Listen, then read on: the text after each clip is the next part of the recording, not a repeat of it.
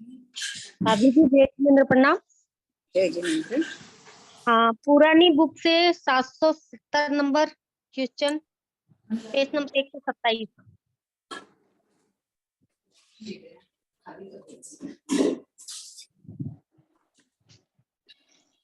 पढ़ू। हाँ, बालत्व और पंडित्व अशाश्वत है, ऐसा क्यों कहा गया है? 1 मिनट, क्या नंबर बोले? हाँ ठीक है 770। 770, हाँ 77। उसका उत्तर है, जीव पंडित साधु पर्याय का उदय होने पर पंडित और बाल पर्याय का उदय होने पर बाल हो जाता है। इस पर्याय परिवर्तन के कारण बालत्व और पंडित्व को अशाश्वत कहा गया है। एक बार बता दो ना भाभी जी। इसका ऐसे है, पंडित यानी साधु। जब साधु हाँ। पर्याय उदय होता है तो साधु कई पड़ीवाई होकर नीचे भी गिर जाते हैं ना। तो अच्छा। ऐसा नहीं होता है कि एक बार साधु बन गया तो हमेशा वो साधु ही रहेगा, नीचे भी गिर सकता है। इसलिए उसको अशाश्वत बताया है। एक जीव की अपेक्षा पर्याय परिवर्तन हो सकता है। और बाल पर्याय है, कोई मिथ्या दृष्टि है या चौथे जीव स्थान वाला अविरत सम्यक दृष्टि है, वो बन सकता है, शिक्षक बन सकता है, साधु बन सकता है। अच्छा, सब ठीक है, ठीक है। और भाभी जी एक बार ये भी बता दीजिए ना, 771 वाला, इसके नीचे वाला है, परमाणु के। हाँ हाँ, पढ़िए, हाँ पढ़िए एक बार। आप सब कुछ अच्छे से बोलिए। बता। 771। पढ़ू मैं। हाँ।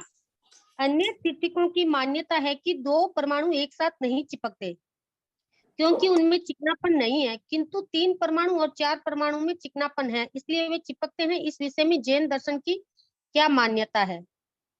तो जैन दर्शनानुसार परमाणु में भी सिनक्त गुण होता है, अर्थात उसमें जुड़ने की शक्ति होती है, इसीलिए 2 परमाणु भी चिपक सकते हैं। यदि 3, 4 आदि परमाणु मिल सकते हैं तो 2 परमाणु भी मिल सकते हैं।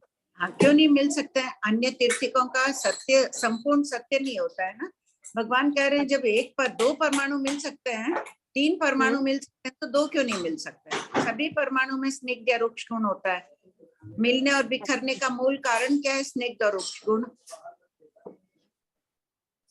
ठीक है भाभी जी। कुछ न कुछ भिन्नता रहती है ना उनकी बात में। हाँ। भाभी जी एक और है, श्रीलाल जी महाराज ने 2000 नमोत्सवम रोज देते थे ना? हाँ हाँ ठीक है, हो गया मेरा।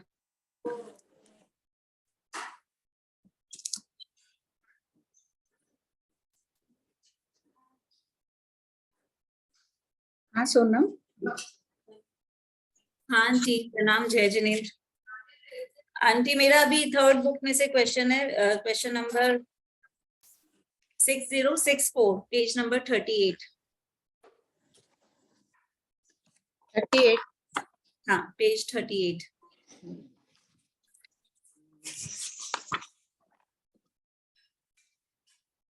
हाँ बोलो आंटी। इसमें जैसे गोतीर्थ, अश्वस्कंद और वल्लभी, तो इन तीनों में ये बताया कि गोतीर्थ क्योंकि वो नीचे जाता जा रहा है, अश्वस्कंद क्योंकि वो नीचे और ऊपर दोनों जाता जा रहा है, और वल्लभी क्योंकि वो ऊपर जाता जा रहा है। हाँ, ऊपर की अपेक्षा बता दी। पर तीनों मतलब तो एक ही हो ना? एक में बताया नीचे जा रहा है, एक में बताया ऊपर जा रहा है। भिन्न भिन्न प्रकार से बता दिया भगवान ने। अच्छा, बट यही एक में नीचे जा रहा है। सर्वसाधारण इन उदाहरणों को से समझ जाते हैं कि वल्लभी ग्रह आदि जो गणित के जानकार होते हैं उनके लिए अलग दे दिया, 95 अंगुल जाए तो इतना इतना आ गया। और आंटी पेज नंबर 35, 6046। हाँ बोलो आंटी, ये वाला समझ नहीं आया मेरे को। इसमें नीचे वाली लाइन है कि उन पुतलियों का श्रृंगार, ये पूरा पढ़ो आंटी या नीचे वाली लाइन ही पढ़ लो? बस ये लाइन पढ़ लो, उन पुतलियों का श्रृंगार। हाँ, मतलब पुतलियां मतलब क्या? गेट के मतलब दरवाजों के आगे 2 मार्बल की स्टैच्यूज और रहती है ना। हाँ, फिर तो उसमें वहां ये पर भी रत्न बताया जड़ी। हाँ बोलो। मंदिरों में मूर्तियां होती है, इतने आभूषण आदि पहने हुए रहते हैं ना कईयों में, तो वो इतनी दरवाजे के दोनों साइड या सिर्फ एक साइड? दोनों साइड दिए ना, दोनों तरफ 2-2 साल उन पुतलियों का श्रृंगार। बहुत सी पुतलियां, बहुत सारे कार्विंग्स वगैरह की मूर्तियां और लगी हुई रहती है ना कई जगह। और आंटी द्वार के आगे 9 हाँ, द्वार के आगे 9 भौम रहने के स्थान है जहाँ अनेक सिंहासन है। वहाँ कौन रहता है अनेक सिंहासनों में? वहाँ देवता आते हैं, जब मालिक देव आता है तो अनेक देव आते हैं, उनकी बैठक होती है, उनके सम्मेलन होते हैं। और आंटी जैसे जो जम्बूद्वीप का दरवाजा है वो जम्बूद्वीप की तरफ खुल रहा है, अंदर खुल रहा है। कौन खुलने देगा? आज अपने घर का दरवाजा सड़क पे गवर्नमेंट देगी क्या खोलने? बाहर की तरफ अपनी एरिया में ही खोलो ना। हाँ हाँ हाँ, बस मुझे यही पूछना था कि जो रहने के स्थान है 9 भौम बोले, मतलब 9 रहने के रहते भी वहां रहते भी होंगे कोई देव, और देवता विजय देव आता है तो एक मुख्य स्थान उनका भी है। तो जब वो आते हैं तो और भी देव आते हैं साथ में, और कोई देव रहते भी होंगे ना, सुरक्षा हेतु आदि। पूरा घेरे हुए हैं अभियोगिक देवों से, चारों तरफ से दिया हुआ है ना। हाँ, और रीति है आंटी कि जो जैसे अब पैलेस और आपने के बाहर इतने बॉडी गार्ड्स खड़े रहते हैं, पूरे घेरे हुए सिक्योरिटी गार्ड्स रहते हैं, वैसे चारों तरफ से घेरे हुए रहते हैं। तो इनकी रिद्धि पढ़कर ही अपन आश्चर्यचकित हो रहे हैं। तो सोचो वैमानिक देवों की कितनी रिद्धि होती होगी। ये तो सिर्फ दरवाजों के मालिक देव की है, दरवाजों के ही मालिक देव है। और आंटी एक जो आपने 4 नाम बताया ना, विजय, वैजयंत, जयंत और अपराजित, वो और क्या किसी चीज के और नाम बताया आपने? बोला ये कि शाश्वत नाम और किसके देवियों के? अग्रमिष्य के? 4 अनुत्तर विमान के और ग्रह देवियों के 88 महाग्रह है ना, उनकी सभी देवियों के नाम, उनके सभी अग्रमहिषियों के नाम विजय, विजया, वैजयंती, जयंती, अपराजिता। तो सिर्फ ये 4 नाम में सभी अग्रमिष्य आ जाती है? सभी के। सोनम नाम कितनों का है भारत में? गिन के बताओगे? नहीं आंटी, नहीं मतलब वो 4 ही नाम है वहां पे, और सारी देवियां उन्हीं में 4 नामों में। मुख्य देवियों के यही नाम है, अग्रमहिषी है ना, यही नाम है। आंटी जय जिनेन्द्र। श्वेता दीदी। राम आंटी, आंटी मेरी जिज्ञासा है कि सांकर बंधनी बोला है आहारक द्वीप को, तो वो एक समय के लिए बंद रही है ना, तो जीव 6 से 7वें में आया, उसने सिर्फ एक समय बांधी और काल कर गया, उससे अपेक्षा से लेना, या फिर किसी जीव के आहारक की सत्ता है और उतरते हुए 8वें के बहुसंकेतन भाग में प्रवेश किया, तब उसने एक समय बंद किया और फिर काल कर दिया। एक समय का वर्णन, एक समय का कथन काल की अपेक्षा ही समझना चाहिए। नहीं, काल की अपेक्षा तो ठीक है आंटी, एक समय का काल की अपेक्षा दोनों का हो सकता है। जरूरी नहीं है कि 7वें में बांधना शुरू करे, कोई जीव 8वें में ही शुरू किया बांधना। नहीं, मान लो 8वें में बांधा, बंद विच्छेद, हाँ 8वें में बांधा तो ऊपर चला गया, बंद विच्छेद हुआ, उसने बांधना ही 8वें के समझ लो अंतिम समयों में बांधना शुरू किया, एक समय तक बांधा। 7वें और 8वें में बांध रहा है, या तो 7वें में ही एक समय बांध के काल कर गया, 8वें में एक समय बांध के काल कर सकता है। और उतरते वक्त देखो, अब अपने ये चेंज हो गया ना, उतरते वक्त एक समय रह के काल नहीं करेगा ना। कुछ प्रकृतियों से हाँ निकल रहा है। पहले हम लोग बोलते थे, जब शुरू पहले तो यही था कि चढ़ते वक्त उतरते वक्त कभी भी एक समय में काल कर सकता है। अभी शायद चेंज हुआ है, तुम पता करना। उतरते वक्त एक समय रह के काल नहीं। ये जरूर अभी कंफर्म हुआ है कि उतरते हुए हमको ये प्रमाण नहीं मिलता है कि जिस जीव के तीर्थंकर नामकरण की सत्ता नहीं हो और आहारक की सत्ता नहीं हो, तो उतरते हुए वो नए सिरे से तीर्थंकर या आहारक बांधे। ये प्रमाण अपने को कहीं नहीं मिल रहा है। ये बात तो नहीं पता थी, बोलते भी नहीं थे कि सत्ता नहीं और उस समय बांधना शुरू करे, लेकिन 8वें में एक समय रह के उतरते वक्त एक समय रह के काल नहीं करता है, शायद चेंज हुआ है। पता कर लेना, तो पता करके बता देना। हाँ, मैं आज पूछूंगी। तो आंटी फिर ऐसा हो सकता है कि 8वें का 6ठा भाग, जिसको बहुसंकेतन भाग बोलते हैं, उसमें एक समय काल किया और फिर एक समय बंद किया और फिर 8वें के 7वें में प्रवेश कर गया। तो नहीं, एक समय काल करने की अपेक्षा ही है।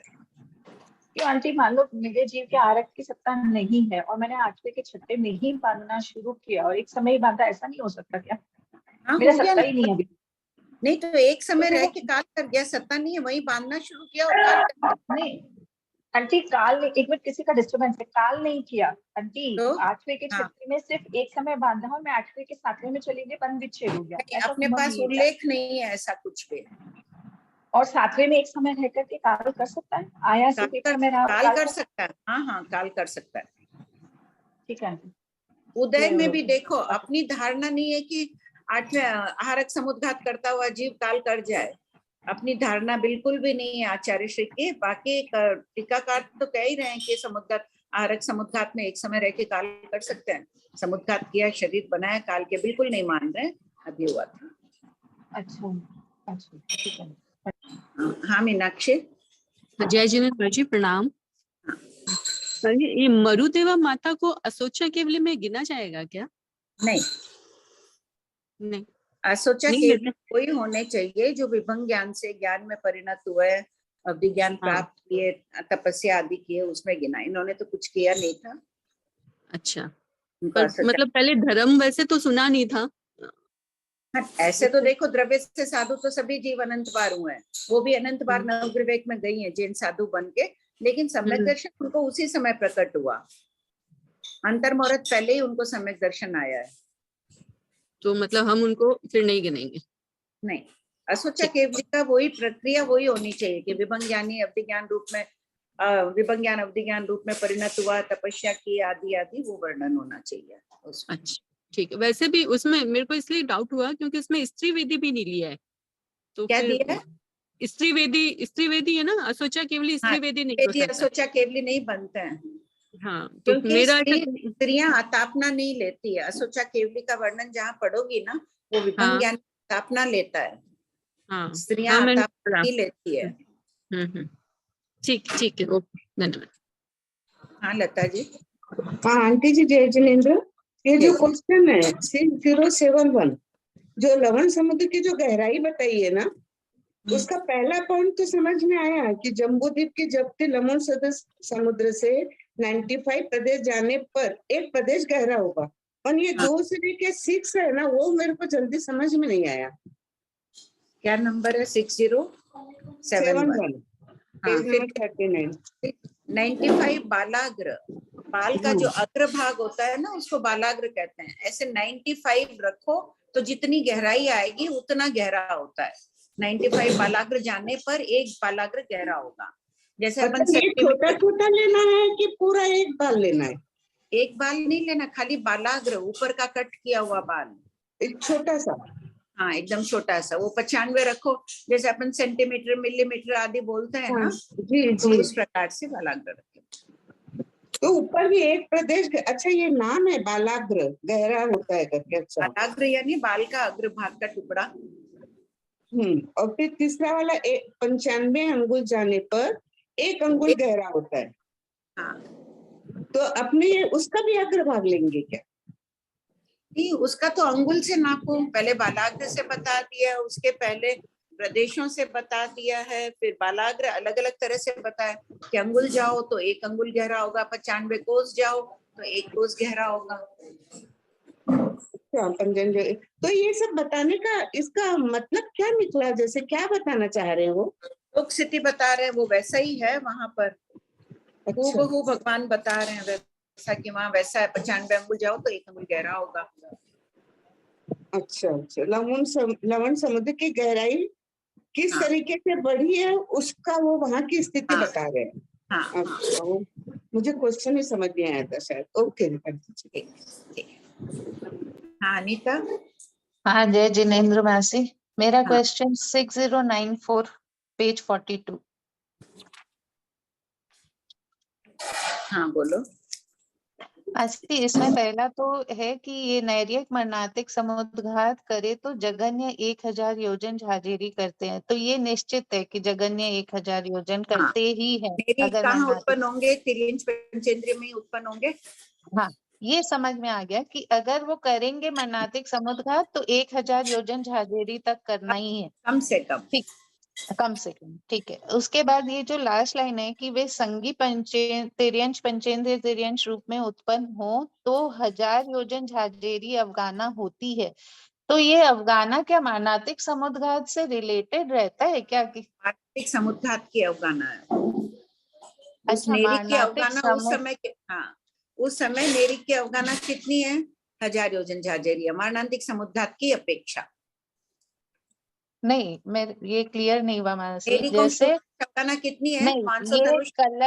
कलश है, कलश के नीचे कोई नैर्यक मरणातिक समुद्घात कर रहा है। कलश के नीचे नहीं, कलश के बगल में ये कलश है, ठीक है, और इसके कलश के बगल में ये कोई नेरिक है यहाँ पर। ये पहले हाँ। वाला नेरिक है यहाँ। तो ये हाँ। अगर आएगा, यहाँ पे पानी है अंदर, नीचे हवा है, हाँ। मध्य भाग में हवा पानी, ऊपर खाली पानी, तो कोई जीव उत्पन्न होगा, यहाँ आके उत्पन्न होगा, 1000 योजन झाजेरी हो जाएगा, क्योंकि 1000 योजन इसकी मोटाई है। कलशे कितने मोटे हैं? 1000 नहीं, योजन तो के मेरे मोटे। को ये समझना है कि ये जो 1000 योजन झाजेरी है, ये मरणातिक समुद्घात की अवगाहना लेंगे हम हाँ, लोग। तो अंदर की अवगाहना गिन रहे हैं ना, तेजस कार्बन में मारणांतिक समुद्घात की अवगाहना गिनी जाती है, वो तेजस कार्बन शरीर की अपेक्षा। बाकी तो उनकी अवगाहना कितनी होती है? 500 धनुष की होती है। नेरिकों की उत्कृष्ट अवगाहना हाँ, कितनी है? 500 धनुष वही। है, ये 1000 योजन है। एक योजन ठीक में है, कितने धनुष होते ये हैं? मारणातिक समुद्घात की अवगाहना हो गई। हाँ, और वो संगी तिर्यंश पंचेंद्रिय भी जो उधर उत्पन्न होगा, उसका भी क्या कुछ भी अवगाहना हो सकता है बाद में? हो सकते, कुछ भी हो सकता। आंटी, इस लाइन का ठीक। मतलब ये नहीं है कि जो संगीत तिर्यंश पंचेंद्रिय बन रहा है नरक नारकी जाके, उसकी अवगाहना उतनी होगी, नहीं, ऐसा नहीं है। नहीं नहीं, उसका नहीं है। नेरिक के मारणांतिक समुद्घात में इतनी ये, अवगाहना जगन्य अच्छा। करेगा तो 1000 योजन झाजेरी। आपका और है अनीता दीदी क्वेश्चन? देखो, और अन्य तरीके से भी घटित करते हैं, मैंने तो पाताल कलशों से बता दिया। मान लो कि कोई नेरिक है और पाथड़े कितने हैं? पाथड़े में रह रहा, ऊपर की भूमि 1000 योजन की, समुद्र है चाहे 1000 योजन के, उसके नीचे भी नर का वास है, 1000 योजन का ये पाथड़ा है। एकदम से कोई ऊपर कोई आया हुआ 1000 योजन, असंभव है कि इतना आया हुआ और वहां के वहां 1000 योजन क्रॉस कर ले, थोड़ा असंभव लगा, इसलिए उदाहरण दिया नहीं। बाकी बोलते उसका भी है कि वैसे भी आ सकता है कोई, जो 1000 योजन मोटी है ना भूमि, वो उससे है वो। तो अब वो एकदम ऊपर छत पे कोई नेरिक आया हुआ हो अपनी नरकावासों में, छत पे आया हुआ और वहां से मारणांतिक समुद्घात करे, समुद्र में उत्पन्न हो सन्नी तिर्यंश रूप में, तो 1000 योजन झाजेरी अवगाहना हो सकती है। लेकिन इतना ऊपर आया हुआ क्लिष्ट कल्पना है ये, बोलते हैं। भाभी जी प्रणाम। भाभी हाँ, जी क्वेश्चन नंबर, भाभी जी क्वेश्चन नंबर 6073। तो भाभी जी जो हाँ, पेज नंबर 39। हाँ बोलो। जो एक अहोरात्रि में 2 बार जो उठती है ना, तो उसमें भाभी जी जो देवता 2 बार ऐसे दबाए, फिर वो के नीचे ऊपर चले जाते हैं? वो तो पूरे दिन में तो 2 बार ही उठेगी, फिर वो इतने देवता क्या ऊपर ही रहेंगे क्या? 1,76,000? नहीं, फिर चले जाने की संभावना है। फिर क्यों रहेंगे वो? उनका कार्य हो गया, टाइम पे आए, काम किए, चले गए। और ये भाभी जी जो आठम चौदस को जो है ना, वो भरनी बोलते कि पूरे दिन का नहीं है। संग्रहणी में तो यही उल्लेख है कि उस दिन पानी शुभित ज्यादा होता है, वायु का शुभित ज्यादा होती है, इसलिए वो पानी की भरनी ज्यादा होती है। आवाज नहीं जा रही है मेरी, पूरा आवाज नहीं जा रही है क्या मेरी सोनम? आ रही है। देखो आपका, देखो आप म्यूट होंगे, या तो चेक करिए एक बार। सबको आ रही है आवाज? आप म्यूट होंगे फोन में, यहाँ सबको आ रही है। तो भाभी जी आठम चौदस अमावस्या का क्या समझना फिर उस दिन? नहीं नहीं, ये पूरे दिन अष्टमी इन्होंने तो यहाँ नहीं लिखा है कहीं भी कि जैसे एक अहोरात्रि में 2 बार दे दिए, तो वैसे भी दे सकते थे कि अष्टमी चतुर्दशी कभी कभी हो रहे हैं, कुछ हो रहे हैं, नहीं माने जाएंगे। अच्छा, नहीं मानी जाएगी। नहीं, आगम प्रमाण बात यही नहीं, तो खोल देते ना यहाँ पे।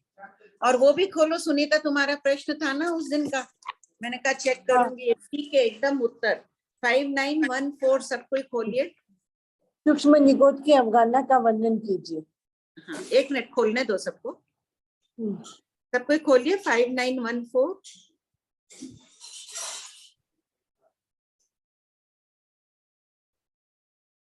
पढ़ो भाभी जी। हाँ, सूक्ष्म निगोद के अपर्याप्त की जगन्य अवगाहना से अपर्याप्त की उत्कृष्ट अवगाहना असंख्यात गुना बड़ी है। हाँ, अब 1 मिनट रुक जाओ। देखो, सूक्ष्म निगोद के अपर्याप्त की जगन्य अवगाहना से, मैंने इसमें बहुत शॉर्ट खाली इनकी 2 की तुलना करके लिख दिया, बाकी दिया था ना 44 बोल आगम या थोकड़े में, देखें इसको ही पूरा एक्सप्लेन कर देती हूँ एक बार। सूक्ष्म निगोद के अपर्याप्त की जगन्य अवगाहना कब होगी? उत्पत्ति के प्रथम समय में। उससे सूक्ष्म निगोद के पर्याप्त की जगन्य अवगाहना असंख्य गुणे बड़ी है। फिर तीसरा बोल आएगा, सूक्ष्म निगोद के अपर्याप्त की उत्कृष्ट अवगाहना असंख्य गुणी बड़ी है। यानी पर्याप्त की जगन्य अवगाहना से भी अपर्याप्त की उत्कृष्ट अवगाहना असंख्य गुणी बड़ी होती है। तो अपर्याप्त में सभी जीवों की अवगाहना समान नहीं होती है कि सबकी बढ़ती गई और पर्याप्त के जीवों से। क्या पूछ रहे हैं Rinki ji? Question number 5914 page number 12 question number पूछ रहे थे आंटी। अब आवाज आ रही है सबको? एक मिनट उनको पूछ लो, फोन कर दिए। आ रही है भाभी जी, आवाज तो आ रही है।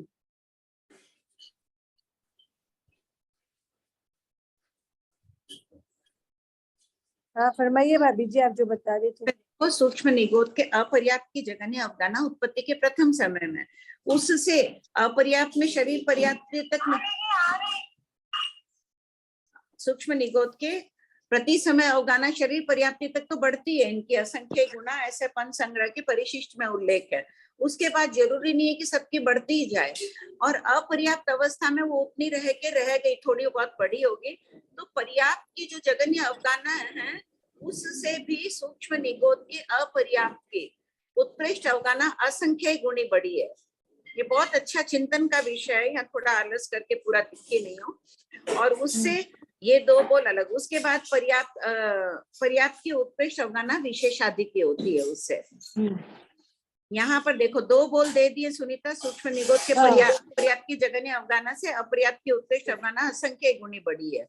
13वां बोल है, जो 44 बोल है ना उसमें से पहला बोल सूक्ष्म निगोद का है, 12वां बोल है सूक्ष्म निगोद के पर्याप्त का जगन्य अवगाहना का, वो असंख्य गुना बढ़ा।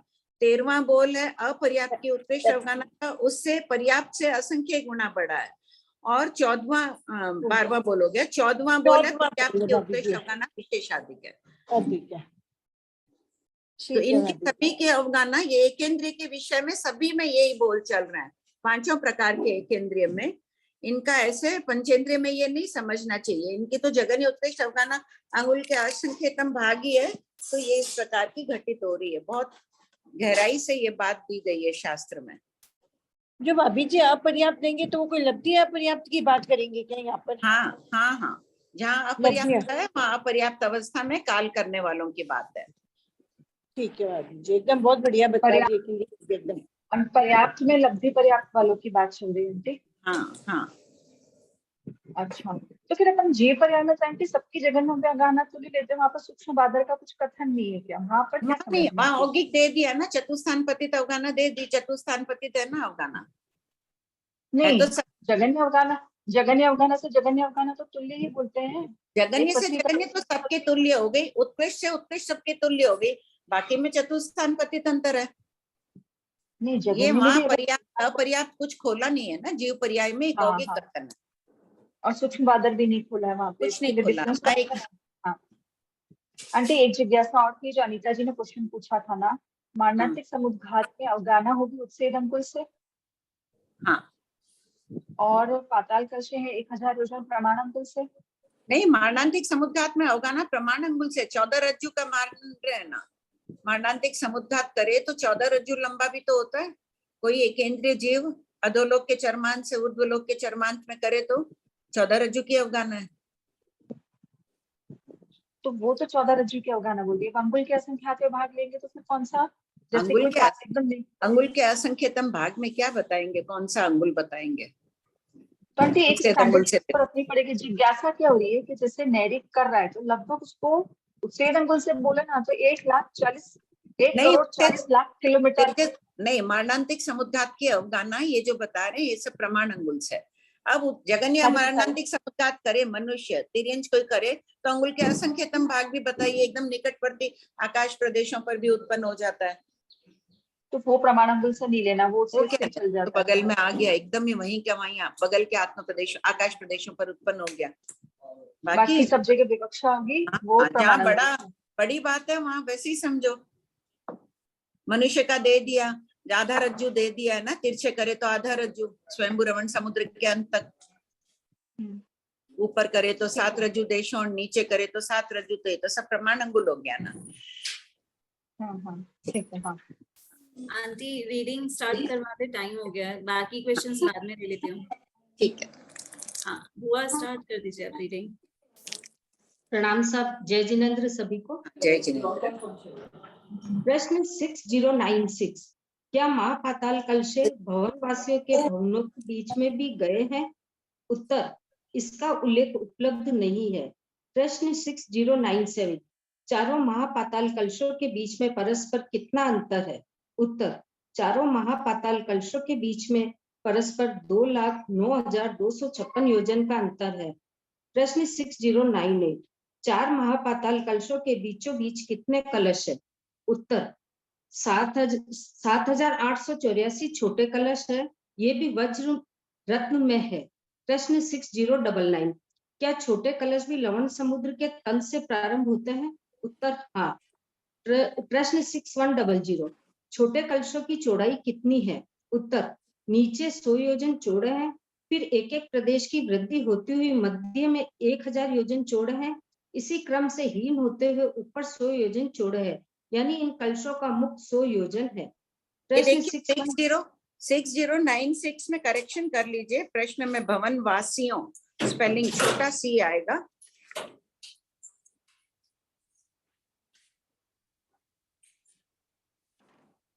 हाँ, पढ़िए। प्रश्न 6101, छोटे पाताल कलशों की मोटाई कितनी है? उत्तर, 10 योजन। प्रश्न 6102, छोटे कलशों के मालिक देवों की स्थिति कितनी है? उत्तर, आधा पल्योपम। प्रश्न 6103, लवण समुद्र में 7,884 छोटे कलशे किस स्थान पर है? उत्तर, प्रत्येक महापाताल कलश के अंतर में 215, 216, 217, 218, 219, 220, 221, 222, 223 छोटे कलशों की 9 लड़ियां है। ये सब मिलाकर 7,884 हुए। ये पहले किसी ने फोटो भेजा था ना एक बार, जैसे 2 पाताल कलश हैं, एक इधर है पूर्व दक्षिण में, एक पूर्व में। तो यहाँ पहले देखो कितनी आएगी, 215 कलश हैं, फिर नीचे 216, जैसे होता है ना मोतियों का हार 10 लड़ा हार हो या वैसे हो, उस तरह से 215, फिर 216 बढ़ता जाएगा क्षेत्र, वैसे होती होती अंतिम वाली 223 की है। मैंने भेजा था, तुमने भेजा था ना, वापस भेज दो। सबके पास हो गई, क्यों करें, होगा, आप लोग देख लीजिएगा। प्रश्न 6104, 1 लाख योजन वाले महापाताल कलशों में क्या है? उत्तर, इन कलशों के 3 भाग है, यथा नंबर 1, नीचे के 33,333 1/3 योजन में वायु है। नंबर 2, मध्य के 33,333 1/3 योजन में वायु और पानी है। नंबर 3, ऊपर के 33,333 1/3 योजन में पानी है। प्रश्न 6105, 1000 योजन छोटे कलशों में क्या है? उत्तर, इन कलशों के भी 3 भाग है, यथा नंबर 1, नीचे के 333 1/3 योजन में वायु है। नंबर 2, मध्य के 33 1/3 योजन में वायु और पानी है। नंबर 3, ऊपर के 333 1/3 योजन में पानी है। प्रश्न 6106, पाताल कलशों के मध्य के भाग में वायु और पानी किस प्रकार रहे हुए हैं? उत्तर, पाताल कलशों के मध्य का भाग वायु और पानी के निस्सरण अपसरण आने जाने का मार्ग है। प्रश्न 6107, लवण समुद्र तरंगित, कंपायमान और शुद्ध अशांत क्यों है? उत्तर, पाताल कलशों के नीचे और मध्य के त्रिभागों में जब वायु बहुत उत्पन्न होती है, कंपित होती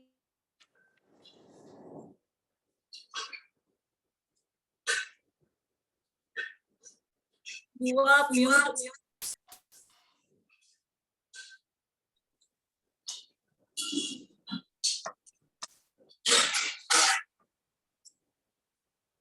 क्या हुआ? एक सेकंड, जोर से चलती है। इसमें है ना, ऐसे समझना, ड्राइंग देखो, अपने अपने आचार्यों की जो धारणाओं मान लेना। आचार्य श्री इस प्रकार मान रहे हैं कि जैसे ये मध्य का भाग है, तो यहाँ से ये पानी पेन, रेड पेन है मेरे हाथ में, दिख रहा है, ये दिख रहा है, ये जो रेड पेन है, ये तो समझ लो ये पानी की धारा पूरी ऊपर जा रही है, ऊपर से पानी आ रहा है, नीचे यहाँ आके हवा के माध्यम, फोन के नीचे है, यहाँ हवा है पूरी, ये हाथ पूरा, और फिर उसके बाद में ये पानी आ रहा है, रेड पेन पानी आ रहा है, ब्लू पेन हवा है, फिर वापस पानी, फिर हवा, ऐसे मान रहे हैं। कई आचार्य क्या मान रहे हैं, ऐसे मान रहे हैं इस भाग में, ये ऐसे नीचे वायु है, फिर वायु के बाद ये पानी, फिर वायु, फिर पानी, ऐसे मान रहे हैं। दिख रहा है ना अन्नपूर्णा, दिख रहा है ना? आंटी हम लोग वर्टिकल मानते हैं। हाँ ऐसे। कई ऐसे मान रहे हैं, अपन ऐसे मान रहे हाँ, मान रहे हैं। हैं। निरुपमा जी है, निरुपमा जी आप लोग वैसे मान रहे हैं? हाँ श्वेता बोलो। आंटी इसमें जिज्ञासा होती है, जैसे मशक का उदाहरण देते हैं ना, तो मशक के उदाहरण में नीचे वायु भरते हैं, फिर ऊपर पानी भरते हैं और बीच का डोरा खोल देते हैं, तो वायु के आधार से पानी रहता है। अब जैसे ऐसे खड़ा रह रहा है, तो फिर क्या चीज है जो इधर से उधर मिक्स नहीं हो रहा है? नहीं हो रही है, नीचे वायु है, वो वायु बस वहाँ वायु की लाइन आई, वहां की वहां रुक गई, पानी की लाइन आई, वायु के आधार से रुक गई। ये तो तीनों ऐसे है ना आंटी, ये है फिर वायु है फिर ये है, तो क्या हाँ। चीज है कि ये चीज इसके अंदर मिक्स नहीं हो रही है? ये नहीं हो पानी इधर क्यों नहीं आ रहा है? शाश्वत भाव है, बस वो पानी की धारा है, ये वायु है, ठोस वायु है, तो वायु में पानी नहीं मिल रही है। अपन ऐसे भी देखो, एक ग्लास है हवा से भरी हुई है, उसको उल्टी करके डालो पानी की बाल्टी में, तो पानी की एक बूंद भी नहीं आएगी ना ग्लास में।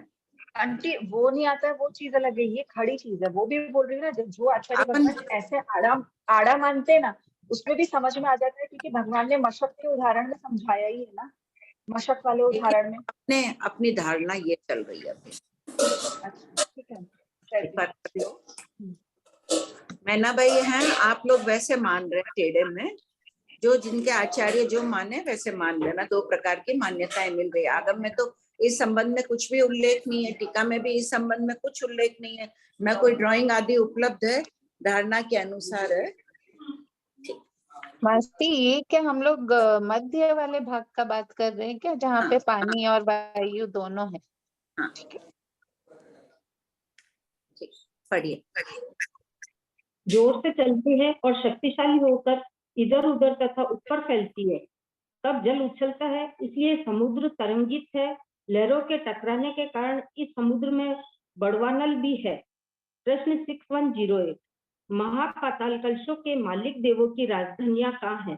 उत्तर, असंख्य समुद्र उल्लंघन कर जाने पर जो लवण समुद्र आता है, उसे मालिक देवों की राजधानियां है, उसमें मालिक देवों की राजधानियां है।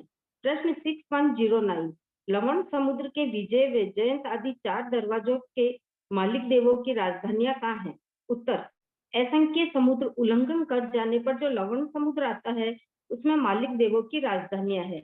प्रश्न 6110, भंते लवण समुद्र का अधिपति स्वामी सुस्थित देव कहाँ रहता है? उत्तर, गौतम जम्बूद्वीप की जगती से पश्चिम में 12,000 योजन लवण समुद्र में जाने पर गौतम द्वीप है। सुस्थित देव का क्रीड़ा प्रमोद स्थान है। वह 62.5 योजन ऊंचा विशाल भौम्य विहार प्रसादावतंसक है, जहाँ बहुत से देव देवी अपने शुभ कर्मों का फल भोगते हैं। प्रश्न 6111, गौतम द्वीप कितना बड़ा है? गौतम द्वीप कितना बड़ा है? उत्तर, गौतम द्वीप 12,000 योजन लंबा चौड़ा है। इसकी परिधि 33,948 योजन झाझेरी है। प्रश्न 6112, गौतम द्वीप को गौतम द्वीप क्यों कहते हैं? उत्तर, नंबर 1, इस द्वीप में स्थान स्थान पर बावड़िया है, उसमें गौतम गोमेद रत्न की आभा वाले उत्पल कमल है, इसलिए इसे गौतम द्वीप कहते हैं। नंबर 2, अनादिकाल से यही शाश्वत नाम है। प्रश्न 6113, सुस्थित देव की राजधानियां कहाँ है? उत्तर, असंख्य द्वीप समुद्र उल्लंघन कर जाने पर जो लवण समुद्र आता है, वहां पश्चिम दिशा में 22,000 योजन की सुस्थित देव की राजधानी है। मालिक देवों की राजधानियां उनके द्वीप के सीध में होती है। प्रश्न 6114, लवण समुद्र में कितने पर्वत है? उत्तर, लवण समुद्र में 8 पर्वत है, 4 दिशा में तथा 4 विदिशा में। प्रश्न 6115, लवण समुद्र में चारों दिशाओं में 4 और विदिशाओं में 4 पर्वत है, वह जम्बू द्वीप की जगती से कितने दूर है? उत्तर, 42,000 योजन दूर है। प्रश्न 6116, चारों दिशाओं में रत्न में पर्वतों के और उनके मालिक देवों के क्या नाम है? उत्तर, नंबर 1, पूर्व में गोस्तुप पर्वत है, उसका गोस्तुप नामक मालिक देव है। नंबर 2, दक्षिण में उदकभास पर्वत है और उसका शिवक नामक मालिक देव है। नंबर 3, पश्चिम में शंख पर्वत है, उसका शंख नामक मालिक देव है। नंबर 4, उत्तर में दक्षिण पर्वत है, उसका मनहशील नामक मालिक देव है। प्रश्न 6117, उपयुक्त चारों पर्वत कौन से रत्नों के हैं? उत्तर नंबर 1, गोस्तूप पर्वत कनक में सोना में है। नंबर 2, उदकभास पर्वत अंक रत्न में कांच जैसा सफेद रत्न है। नंबर 3, शंख पर्वत चांदी में है। नंबर 4, दक्षिण पर्वत स्फटिक रत्न में है। प्रश्न 6118, गोस्तूप पर्वत को गोस्तूप पर्वत क्यों कहते हैं? उत्तर नंबर 1, गोस्तूप पर्वत पर छोटी छोटी बावड़ियां हैं जिनमें गोस्तूप वर्ण के बहुत कमल होते हैं। एवं नंबर 2, इस पर्वत पर गोस्तूप नामक महाऋतिक देव अपने 4000 सामानिक देवों, अग्र महिषियों, परिषदाओं यावत गोस्तूप पर्वत, गोस्तूप राजधानी और आधिपत्य करता हुआ अपने शुभ कर्मों को भोगता हुआ विचरता जीवन यापन है। नंबर 3, अनादिकाल से यही नाम है, इसलिए इसे गोस्तूप पर्वत कहते हैं। प्रश्न 6119, उदकभास पर्वत को उदकभास पर्वत क्यों कहते हैं? उत्तर नंबर 1, उदकभास पर्वत के अंक रत्न अधिक शुद्ध होने से 8 योजन के क्षेत्र के पानी को अवभासित प्रकाशित करते हैं। नंबर 2, इस पर्वत पर शिवक नामक महाऋतिक मालिक देव अपने सामानिक देवों यावत अपनी राजधानी पर आधिपत्य करता हुआ शुभ कर्मों को भोगता हुआ विचरण करता है। नंबर 3, अनादिकाल से यही नाम है, इसलिए इसे उदकभास पर्वत कहते हैं। प्रश्न 6120, शंख पर्वत को शंख पर्वत क्यों कहते हैं? उत्तर नंबर 1, शंख पर्वत की बावड़ियों में शंख की आकृति वाले उत्पल है। नंबर 2, इस पर्वत पर शंख नामक महाऋतिक मालिक देव अपने सामानिक देवों यावत विचरण करता है। नंबर 3, अनादिकाल से यही नाम है, इसलिए इसे शंख पर्वत कहते हैं। प्रश्न 6121, दक्षिण पर्वत को दक्षिण पर्वत क्यों कहते हैं? उत्तर, दक्षिण शब्द का अर्थ है विलीन हो जाना। महाविद्य क्षेत्र से शीतोदा नामक 2 महानदियां समुद्र में गिरकर उत्तर दिशा की ओर मुड़ जाती है। उत्तर दिशा में दक्षिण पर्वत से टकराकर इनका प्रवाह वापस लौट जाता है, इसलिए भी इसे दक्षिण नामक कहते हैं। शेष 2 कारण पूर्वक उपयोग पूर्वक जानना चाहिए। प्रश्न 6122, चारों भी दिशाओं के रत्न में पर्वतों के और उनके मालिक देवों के क्या नाम है? उत्तर, चारों दिशाओं के रत्न में पर्वतों के नाम कर्कोटक, कर्दम, कैलाश और अरुण प्रभ है तथा मालिक देवों के भी यही नाम है। प्रश्न 6123, उपयुक्त 8 पर्वत कौन से देवों के हैं? उत्तर, 4 दिशाओं के पर्वत वेलंधर, नागराज, भवनवासी देवों के हैं और 4 भी दिशाओं के पर्वत अनुवेलंधर, नागराज देवों के हैं। नोट, वेलंधर वेला को धारण करने वाले देव, नागराजों की आज्ञा में चलने वाले देव अनुवेलंधर नागराज कहलाते हैं। प्रश्न 6124, उपयुक्त 8 पर्वत कितने ऊंचे और लंबे चौड़े हैं? इसमें सबको ये ना अपने आप इतना खुला दिया हुआ है बनाना ड्राइंग, लवण समुद्र बना के ड्राइंग में चारों दिशाओं में पर्वत, फिर विदिशाओं में पर्वत आदि सब बना लेना पूरा, तो ध्यान से आ जाएगा। और ये है कि जो नोट में दिया हुआ है ना, वेलंदर पर्वत है नागराज, नाग कुमार देवों की अधीनता वाले, उनके अधीनस्थ, जैसे प्राइम मिनिस्टर के अधीनस्थ चीफ मिनिस्टर होता है, फिर उनके अधीनस्थ उनके काम करने वाले होते हैं, वैसे जानना है इसमें। हाँ बोलो अन्नपूर्णा। डाउट ये हुआ कि जो सीता जाती है तो आंटी सीतोना नदी जो जाती है दक्षिण पर्वत की तरफ और लौट के आती है, पर आंटी वो विदिशा में भी तो पर्वत है, उनसे तो टकरा के वापस आ जाएगी। देखो मुख्य रूप से है विदिशा में भी, उत्तर में गई, यहाँ से निकली इतनी प्रवाह से उत्तर में मुड़ती है ये नदियां, मुड़ के वहां जाके टकराई है उनके पास में, विदिशा की तरफ पानी गया, मुख्य रूप से पानी ऐसे ही मुड़ के जा रहा है, इधर से चली गई है पानी। हाँ, दोनों सीता और सीतोता दोनों उत्तर की तरफ जाके उस पर्वत से टकराएगी तो पानी अपने आप फिर बिखरेगा ही ना सब तरफ। लेकिन उसका घुमाव बताना चाह रहे हैं यहाँ शास्त्रकार कि घूम रही है ऐसे उत्तर की तरफ। भाई नदियां गिरती है तो सामान्यतः अपन कह देते हैं नीचे चली गई, सीधी जाके खड्डे में जहाँ धीरे धीरे स्लोप है, स्लोप में भी जाता ही है पानी, ये नहीं, लेकिन मुख्य रूप से बड़े रूप में प्रवाह मोड़ रहा है उत्तर की तरफ। हाँ श्रेया जी। ये जो दोनों नागराज जी है, तो फिर ये एक भवन वासुदेव के हैं और ये विदिशाओं में दोनों वेलुंडर भारतीय है। नागराज। प्राइम मिनिस्टर भी भारतवर्ष का है और चीफ मिनिस्टर भी भारतीय है ना। प्राइम मिनिस्टर मुख्य है, उनके अधीनस्थ तनु वेलुंदर है ना, चीफ मिनिस्टर्स उनके अंडर में, वैसे बताया है। तो दोनों नागराज जाति के, हाँ नागकुमार जाति के देव है। ठीक है। हाँ मीनाक्षी, भाभी जी ये गोस्तूप का शाब्दिक अर्थ मतलब क्या पीला पीला है ना, क्या है इसका गोस्तूप? हाँ गोस्तूप पर्वत है। हाँ, इसका शाब्दिक अर्थ क्या है, मतलब इस नाम का? पता नहीं, गोस्तूप वर्ण के कोई रंग का नाम है गोस्तूप। ये जैसे ये है क्या, इसमें ऊपर वाले क्वेश्चन में जैसे 6117 में लिखा हुआ है गोस्तूप पर्वत कनकमय सोनामय, तो ये इसको मतलब ऐसे सोनामय समझे ना, मतलब उस टाइप का कलर होगा फिर। लेकिन जो गोस्तूप वो छोटी छोटी उनमें हो सकता है सोने के वर्ण वाली, वो उसे गोस्तूप कह रहे हैं। अच्छा, सोनामय दिया ना, स्वर्ण के कमल रंग के कमल है। अच्छा तो शाब्दिक अर्थ, हाँ ठीक है, ओके। अब गोमेद रत्न भी आजकल भी होता है, ये जो गौतम रत्न है ना DI 6112 में, एक बार उस क्लास में 500 थोपड़े की क्लास में किसी ने कहा था गोमेद रत्न अभी भी गोमेद रत्न के नाम से ही मिलता है। हाँ सुनीता, ये दिया हुआ है कि गोस्तूप आकार वाले अधिक कमल है वहां पर। गोस्तूप आकार कमल है। कहाँ दिया है? ये मेरे पास जो बुक है ना बृहत क्षेत्र समास, उसमें दिया हुआ है। गोस्तूप वर्ण नहीं दिया हुआ है शास्त्र में, तो गोस्तूप वर्ण के बहुत कमल है। फिर भी मैं भी एक बार चेक कर लूंगी, मुझे वर्ण नहीं दिया, यानी सोने के रंग वाले कमल होने चाहिए। ठीक है भाभी जी, एक बार चेक कर लेना ना गोस्तूप वर्ण कैसा है, कोई अन्नपूर्णा क्या है उसका।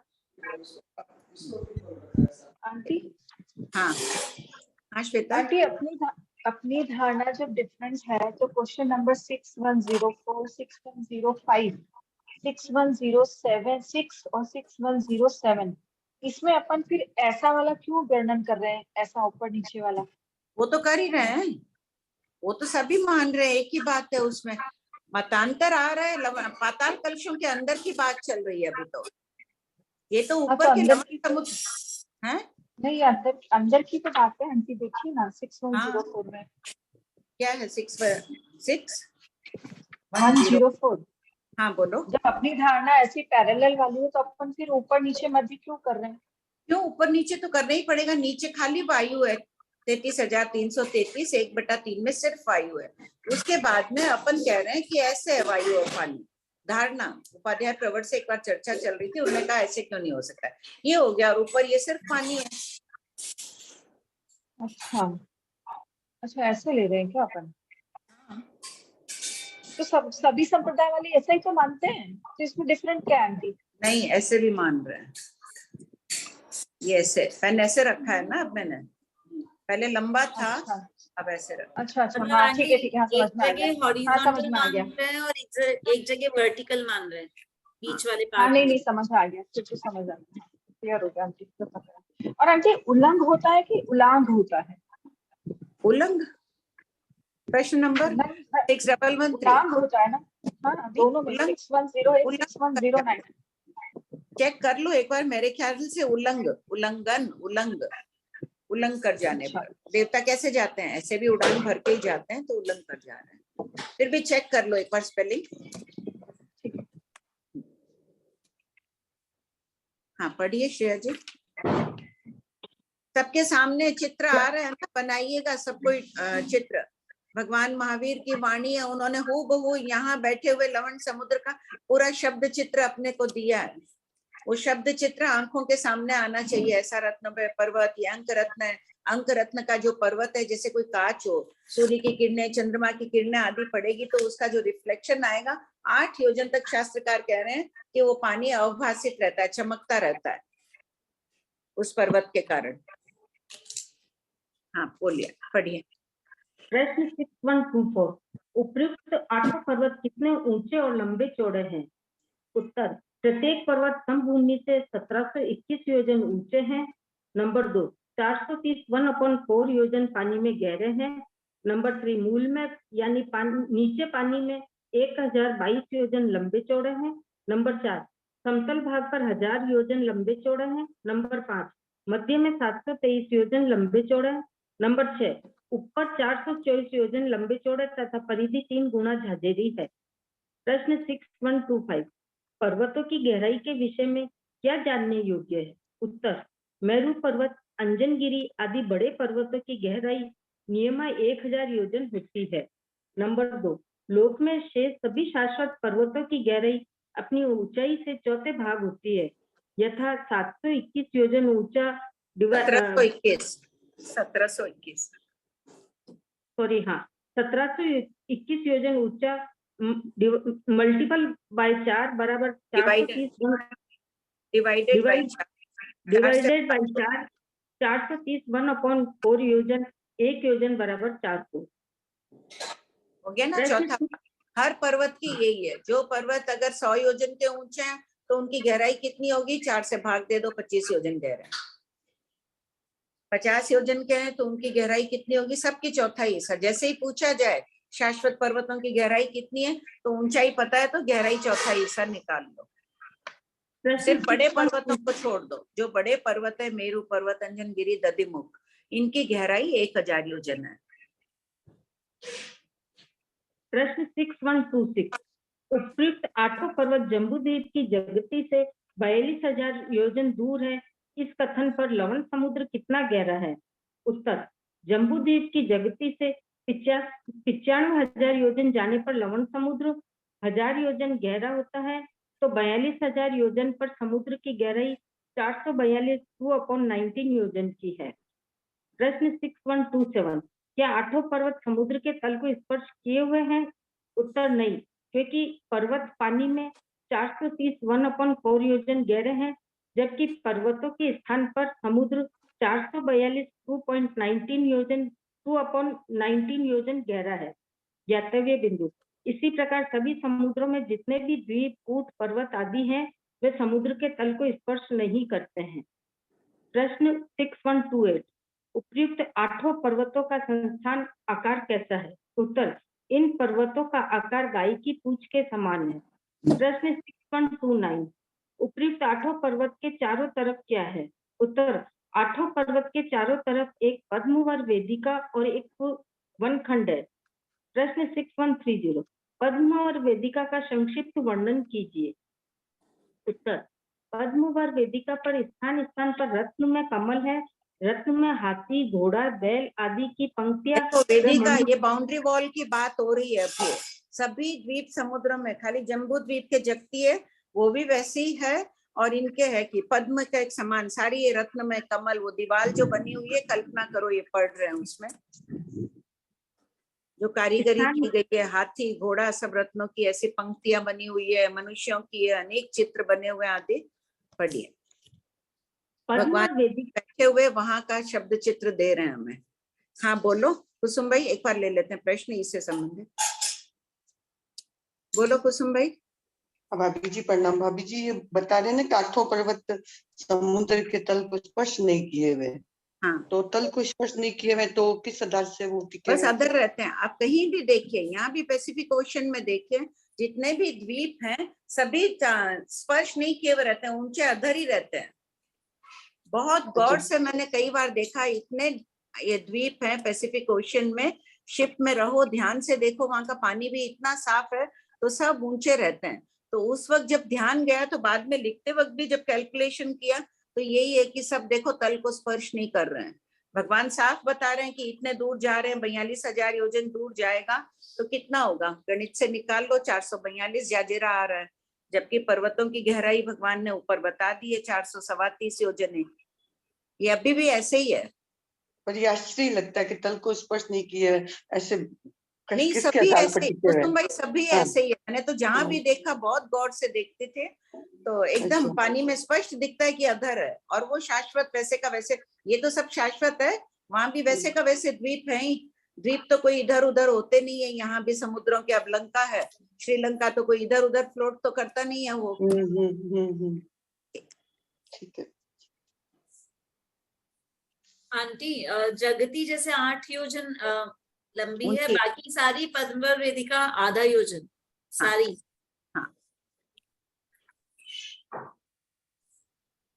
हाँ संजू जी, अभी तो 6104 वाला थोड़ा समझ नहीं आया मेरे को। पेज नंबर हाँ, वही 43।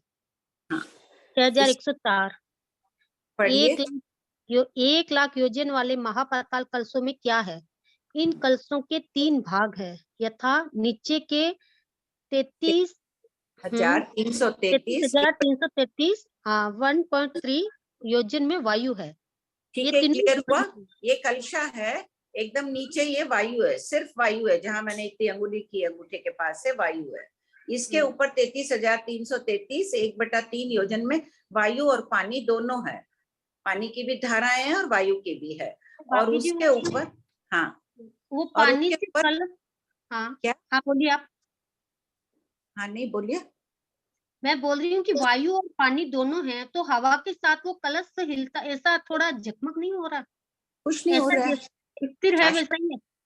शाश्वत वज्र रत्न का बना हुआ कलश है, 10,000 योजन चौड़ा है, इतना ठोस है कि हवा और से कुछ नहीं हिल रहा। हवा अंदर है, वो हिला नहीं पाती है उनको। देवता रहते हैं वो खाली स्थान में। जो नीचे का स्थान है ना, जीवा जीवा विगम सूत्र में दिया है कि देव वहां रहते हैं उसमें। अच्छा, वो कलशों में। हाँ कलशों में। अच्छा ठीक है, जैसे ये तीनों का वैसे। सबमरीन जाती है, पनडुब्बी पानी के अंदर जाती है, तो उसमें सबमरीन में लोग बैठे रहते ही है ना, इतने लोग। तो वहां भी रहते हैं शाश्वत तो भाव। तीनों का ऐसे ही समझना, नीचे मध्य ऊपर के तीनों में। पहले नीचे खाली वायु, बीच के मध्य भाग में हवा और पानी दोनों, ऊपर खाली पानी। अच्छा ठीक है भाभी जी।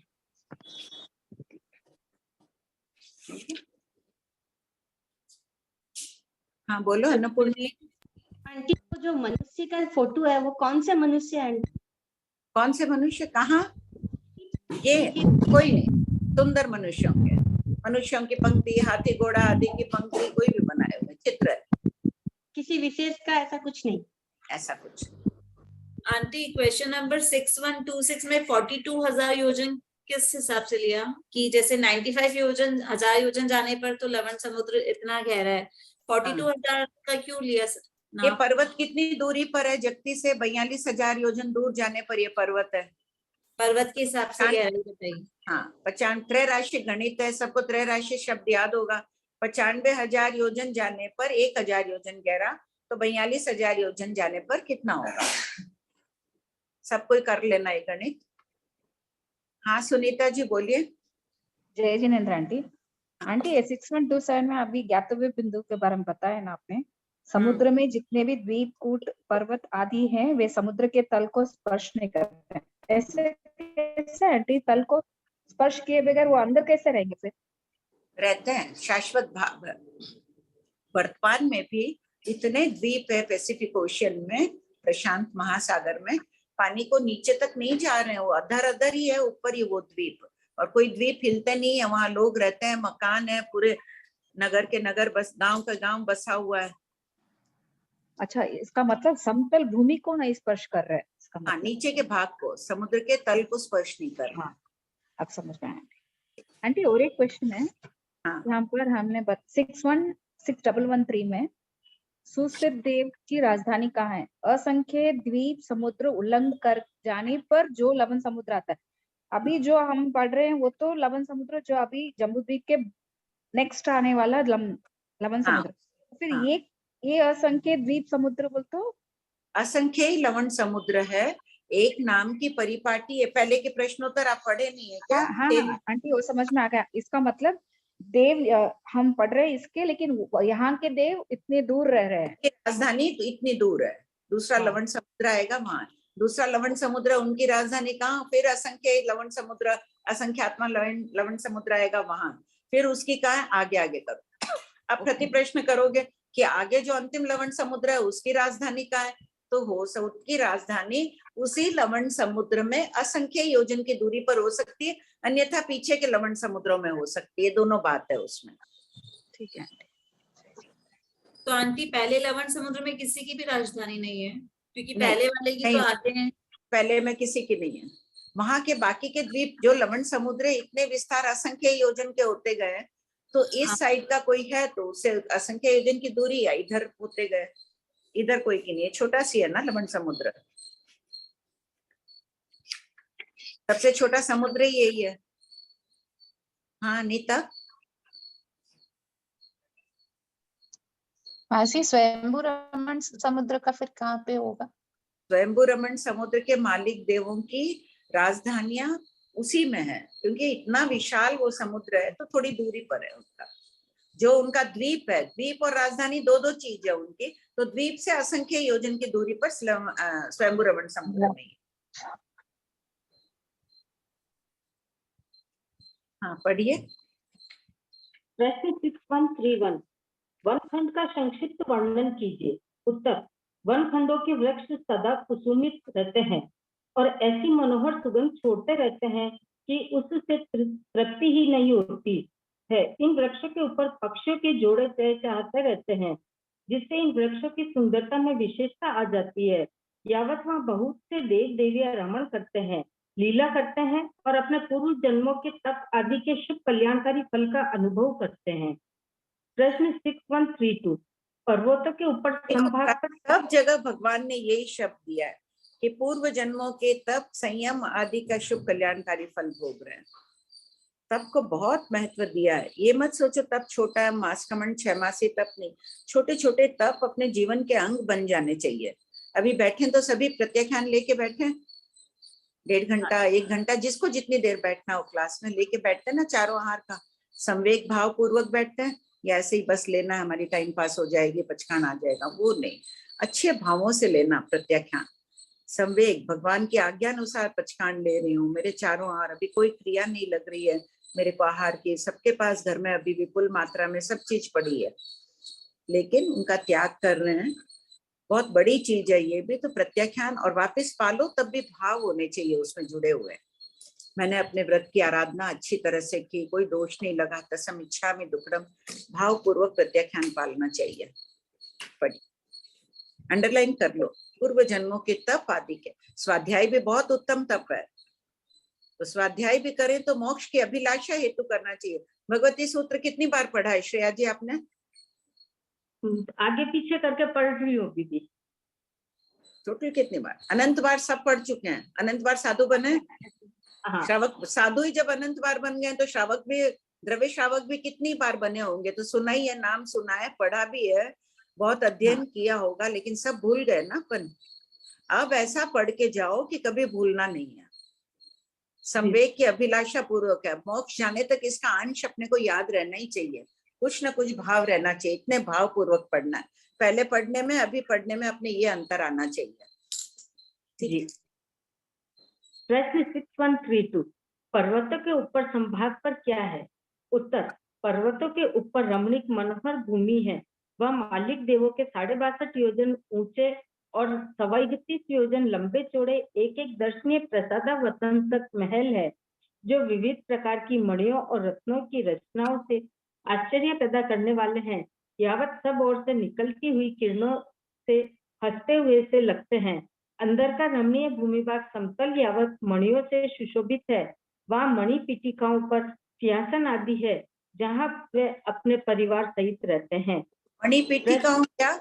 मणि रत्नों की बनी हुई पीठिका, जिसे अपन चबूतरा कहते हैं, वो मणि पीठिका है। मणि रत्नों की बनी हुई होती है, उसके ऊपर सिंहासन होता है। जैसे स्टेज बना के स्टेज के ऊपर सिंहासन रखते हैं, तो ये मणि पीठिकाओं पर रहता है। प्रश्न 6133, पर्वतों के मालिक देवों की राजधानियां कहाँ है? असंख्य समुद्रों का उल्लंघन करने पर जो लवण समुद्र आता है, वहाँ अपने अपने पर्वतों की दिशा में 12-12 हजार योजन की पर्वतों के मालिक देवों की राजधानियां है। प्रश्न 6134, बनते लवण समुद्र में कितनी नदियां आकर गिरती है? उत्तर, गौतम, 14,56,090 नदियां जम्बू द्वीप की तरफ से और 14,56,090 नदियां धातकी खंड की तरफ से आकर गिरती है। प्रश्न 6135, भंते, क्या लवण समुद्र कभी अपनी मर्यादा का उल्लंघन यानी जम्बू द्वीप को जलमग्न और उत्पीड़ित करता है? उत्तर, गौतम नहीं करता है। प्रश्न 6136, लवण समुद्र जम्बूद्वीप को जलमग्न क्यों नहीं करता है? उत्तर, जम्बूद्वीप में तीर्थंकर केवली साधु साध्वी हैं। उनके सुप्रणिधान चारित्र के प्रभाव से और चक्रवर्ती बलदेव वासुदेव श्रावक श्राविका सम्यक दृष्टि प्रकृति से भद्र विनीत उपशांत कषाई मनुष्य महारिद्धिक देव देवियों और ग्रहों की देवियों के पुण्य प्रभाव से लवण समुद्र जम्बूद्वीप को जलमग्न नहीं करता है। ज्ञातव्य बिंदु, इस पाठ में सर्वज्ञ सर्वदर्शी भगवान महावीर ने सम्यक दर्शन और चारित्र की अपरंपार अदृश्य शक्तियों पुण्य को प्रकट किया है। प्रश्न 6137, लवण समुद्र के पाताल कलशों की तुलना परिभ्रमणशील व्यक्तियों से कीजिए। उत्तर, नंबर 1, परिभ्रमणशील व्यक्तियों के अंदर कषाय के 4 महापाताल कलश रहते हैं। नंबर 2, जिस प्रकार पाताल कलशों की वायु के वेग से लवण समुद्र का पानी उछलता है, उसी प्रकार तृष्णा और मलिन भावों के वेग से उनके कषाय उछलते हैं। नंबर 3, आद्र रौद्र ध्यान रूपी दुख की वर्णावल उनके भीतर जलती रहती है। नंबर 4, उनकी आत्मा पर रति एरति आदि के पर्वत रहते हैं। और नंबर 5, जिस प्रकार इस समुद्र का पानी कीचड़ युक्त होता है, उसी प्रकार उनके अंतर में क्लेश रूपी कीचड़ रहता है, इसलिए वे अशांत व परेशान रहते हैं। प्रश्न 6138, लवण समुद्र अपनी मर्यादा का उल्लंघन नहीं करता है, इसकी इस विशेषता की तुलना साधक के साथ कीजिए।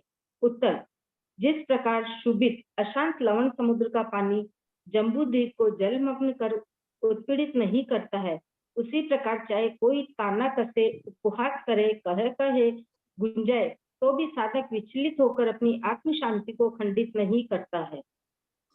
या आचरण सूत्र में क्वेश्चन नंबर एक साथ ऐसे होते हैं साधक, कोई कितना ही उपहास करे कितना ही करे, अपन 6137 जैसे तो नहीं है। सब कोई इस पर चिंतन करना, इसको पढ़कर कहीं इसका अंश मात्र तो है तो सही, लेकिन बहुत कम हुआ है ना। अब पढ़ते पढ़ते बहुत पढ़ लिए भगवते। एक बार मन में पढ़ लो, इसमें से कुछ है तो तसम इच्छा में टुकड़म दे दो।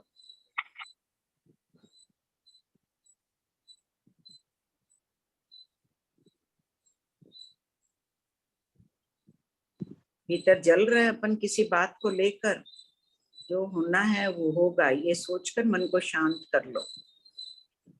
रति अरति, बेचैनी, किसी में खुश होना, हलचल, मन के अंदर कुछ नहीं है अपने अभी, ऐसे ही रहना।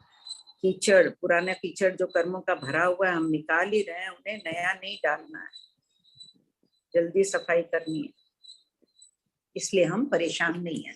हाँ बोलो श्वेता। प्रश्न संख्या 6136 में लास्ट में आपने लिखा है ग्रहों की देवियों। तो ये जो अपने मानसोत्तर पर्वत होते हैं उसके ऊपर जो ग्रह होते हैं उसमें वो ही देवी, श्री देवी, पद्मद्र, हाँ हाँ पद्मद्र, पुंडरीद्र आदि की जो देवी, वो ही ग्रह है या और ये ही ग्रह, या फिर जो काचनक के पास में ग्रह आते हैं वो भी सब लेने करने? सभी ग्रह। यहाँ अभी जम्बूद्वीप की बात चल रही है ना, तो मानुषोत्तर पर्वत वाली नहीं लेनी है, यहाँ सिर्फ जम्बूद्वीप की लेनी है। चूलिमंत, महाहिमवंत और निषद पर्वत पर, और 3 वहां, और देवकुरु उत्तर कुरकुरु में भी ग्रह है ना, 5-5 10 ग्रह वहां भी है। कांचनगिरी आदि आते हैं वहां मध्य में है ना, देवकुरु में 5, उत्तर कुरु में 5 ग्रह समतल भूमि भाग पर आए हुए हैं वो ग्रह। तो सभी वो ग्रहों की देवियों में वो भी गिनी जाएगी। 10 इधर है 10 उधर है, लगभग 20 है ना आंटी, सबके सभी गिन लेने अपने को। 20 कैसे हुए जम्बूद्वीप में? 3 3 6 और 10 16 हुए। आंटी एक प्रश्न संख्या 6133 में आप पर्वतों के मालिक देवों की राजधानी बताएं। आंटी सुस्थित देव की राजधानी भी तो असंख्य लवण समुद्र का सभी की वजह, दरवाजों के मालिक के देवों की राजधानी कहाँ बताई है? वो यही बात वहां भी थी। हाँ, विजय द्वार का वर्णन उस दिन पढ़े थे ना, उसमें भी यही बात है। सबका यही है, सुस्थित देव का भी वही है ना। हाँ, जिसकी देवों की अगर द्वीपों के देव है, मालिक देव है, उनकी राजधानियां द्वीपों में, समुद्रों के मालिक देवों की राजधानियां समुद्रों में। समुद्र में। और दिशा कौन सी जाएगी आंटी? पश्चिम दिशा में। जिस दिशा की पश्चिम में है तो पश्चिम में, जिसका पूर्व का दरवाजा है तो पूर्व में। पूर्व में, ठीक है। हाँ संजू जी।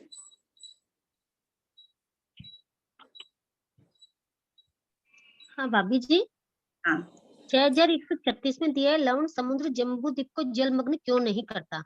हम्म, तो ये सब धर्म के प्रभाव है इसके लिए। हाँ साधु साधु हाँ, धर्म के प्रभाव के कारण ये सब धर्म का प्रभाव और पुण्यवानी भी बता दी है भगवान ने यहाँ। ग्रहों की देवियां हैं, उनके भी पुण्यवानी है। अब सभी समय दृष्टि है या नहीं ऐसा कोई उल्लेख अपने को पता नहीं है। पुण्य प्रभाव से तो जो भी साधु साध्वी श्रावक श्राविका है उनकी पुण्यवानी है, उसके प्रभाव से पानी नहीं गिर रहा है। ठीक। तो अगर उदकमाला ऐसे हो जाए तो जम्बूद्वीप बचेगा ही नहीं। हाँ सुरेंद्र बाबू बोलिए। जय जिंद सर, प्रश्न नंबर 6137 में जो बताया ना कि परिभ्रमणशील व्यक्ति लवण समुद्र के पाताल कलशों की तुलना में परिभ्रमणशील व्यक्ति का मतलब यहाँ समझ में नहीं आया थोड़ा सा। परिभ्रमणशील यानी जो संसार में अभी तक परिभ्रमण कर रहा है। हमने तो अपने भाव सीमित कर लिया, हम श्रावक बन गए, 15 भाव से ज्यादा नहीं है। तो जो परिभ्रमण, पहले अपन भी ऐसे ही थे, परिभ्रमणशील के कोटि में थे। अब निश्चित हो गया कि 15 भाव में चले जाएंगे। तो इसने तुलना की ना, पाताल कलश की तुलना परिभ्रमणशील व्यक्ति से की है। हाँ तो किससे? अपने क्यों करें, साधु से क्यों करें? साधु का कोई ऐसा मानसिक विचार उनके ऐसे थोड़ी रहते होंगे। साधु तो शांत प्रशांत होते हैं, कोई ताना कसो उपहास करो कोई फर्क ही नहीं पड़ता है उनके। अच्छा अच्छा अच्छा अच्छा, तो समझ में आया सर।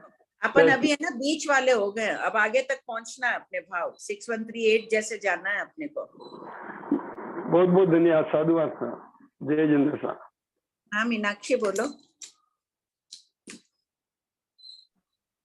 मुझे ये मैं बोल रही थी कि मतलब जैसे जो मालिक देव जिस जगह के हैं वहां उनकी राजधानी नहीं है, उनकी राजधानी असंख्य दूर मतलब दूसरे लवण ऐसे दूसरे समुद्र या द्वीप में है। जैसे यहाँ तो लवण दूसरे मालिक देव उनको वहां रहने देते हैं क्या? उस पर्टिकुलर समुद्र का मालिक होगा तो उनकी खुद की भी तो राजधानी और कहीं है। वहां के मालिक देव NRIs रहते हैं ना कई, जैसे भारतीय है अमेरिका जाके रह रहे हैं, लेकिन जैसे प्राइम मिनिस्टर और राष्ट्रपति वही दूसरे कह देश रही हूँ, वो भी परमिशन ले लेते हैं, रहते हैं ना। वैसे ये शाश्वत भाव है कि यहाँ रहेंगे, उन्हें फिर कोई रोकता नहीं है कि ये शाश्वत भाव है, वो रहेंगे भूमि। वो अपना उस समुद्र के हाँ उस समुद्र के मालिक वही कहलाएंगे, दूसरा जो लवण समुद्र वाले हैं, लेकिन उन भूमि में वो भी रहते हैं। अब जैसे यहाँ भी भवनवासी मानव्यंतर आदि सब रहते ही है ना, तिर्यक लोक में भी मालिक भूमि तो है शक्रेंद्र जी की।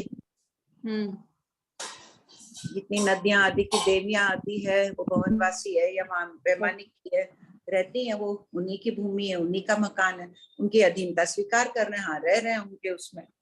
और उतनी दूर से ही वो अपने क्षेत्र का ध्यान रखते हैं अधिपति। यहाँ सब रहते हैं ना, प्राइम मिनिस्टर दिल्ली में रहता है, पूरा देश संचालन कर रहे हैं ना देश का। बैठे बैठे उनकी भी तो पूरी कमेटी होती है, परिषद आदि का वर्णन आ चुका है ना।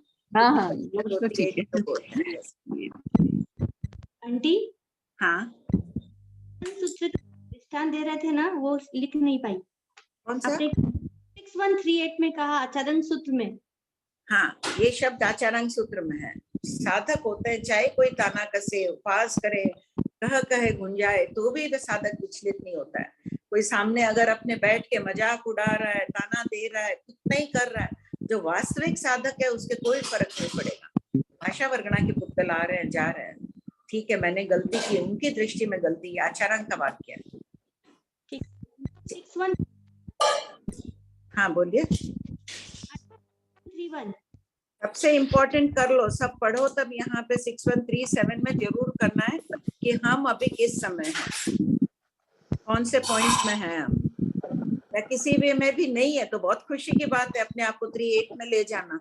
हाँ बोलिए लता जी। आंटी जी जय जिनेंद्र, विनय से ही क्वेश्चन है मेरा कि जो 6137 है तो उसमें जो ये जो लिखा हुआ है, अगर आप उसको समझा के बोलेंगे तो हमारा संवेद बात अभी बहुत जल्दी बढ़ेगा, ऐसी मेरी विनती है। मेरे अंदर ये रूम में लग रहा है कि आप बोले इसका आंसर समझाते हुए।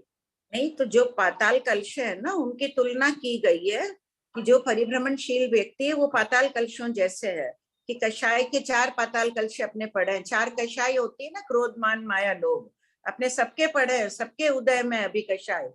तो वायु वेग से पानी उछलता है, उसी प्रकार हमारे अंदर भी तृष्णा और मलिन भाव, किसी न किसी के प्रति ईर्ष्या, द्वेष, ये सब भाव, लोभ आदि होते हैं, तो हमारी भी कषाय उछलती है, कर्म बंधन अधिक होता है। आर्त रौद्र ध्यान, मुझे ये नहीं मिला, मेरी मनपसंद चीज नहीं आई, मुझे ये अच्छा नहीं मिला, वो ज्यादा अच्छा मिला है। इसी प्रकार रौद्र क्रूरता के भी परिणाम आ जाते हैं, उसने मेरा उस समय 10 साल पहले बिगाड़ा, उसका भी कुछ बिगड़े, ऐसे रौद्र परिणाम आते हैं। तो आग लगती है समुद्र में पानी के घर्षण से, उसके कारण कर्म बंधन होता है। रति अरति यानी किसी में सुख होना, किसी में दुखी होना, बेचैनी होना आदि सब वैलंदर और अनुवैलंदर पर्वत है ना 8, तो उनके जैसे अपनी आत्मा पर भी है। और इनका पानी पूरा कीचड़ युक्त, पहले ही बता दिया ना, पीने योग्य नहीं होता है, तो क्लेश का कीचड़ अपने अंदर भी भरा हुआ है। इसलिए हम जब भी कभी अशांत व परेशान होते हैं तो ऊपर वाले सभी कारण रहते हैं, यानी महापाताल कलशों के समान। और लवण धन्यवाद। का भी बता दिया भगवान ने कि देखो कभी मर्यादा का उल्लंघन नहीं कर रहा है, नहीं कर रहा है, तो कितनी विशेषता है इसकी, तो साधक ऐसे होते हैं। बहुत बहुत धन्यवाद आंटी जी। मेरे को पता नहीं, पूरे रोम रोम हो रहे थे मेरे, इसलिए मैंने बोला आप बताओ और मेरे सब एक भाव पड़े। हाँ गुलाब जी।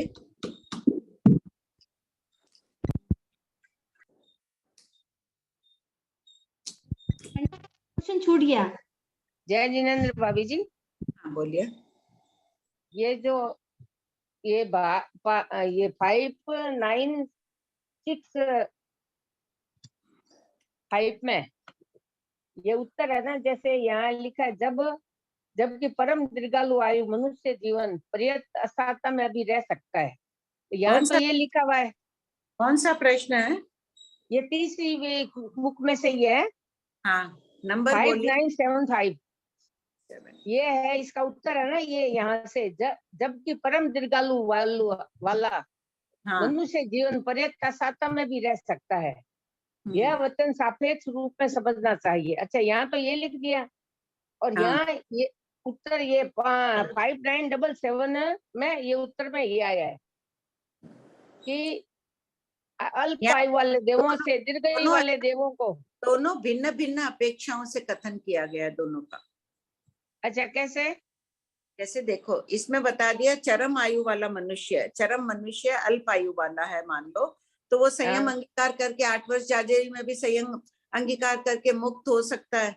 और कोई परम बहुत लंबी आयु वाला मनुष्य हो, जीवन भर असाता में रह सकता है, कोई धर्म ध्यान नहीं, कुछ नहीं, रात दिन कषाय में ही रहता है, तो असाता वेदनी का ही उदय है। कषाय में रहना, मन शांत नहीं है तो असाता का उदय है।